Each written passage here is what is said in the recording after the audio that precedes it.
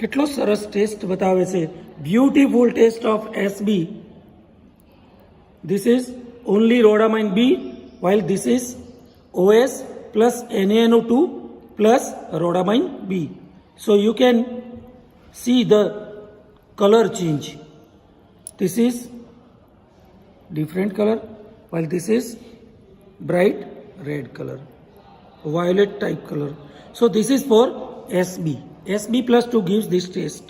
તો મિત્રો આવા કેટલાક જે સ્પોટ ટેસ્ટ છે એ સ્પોટ ટેસ્ટ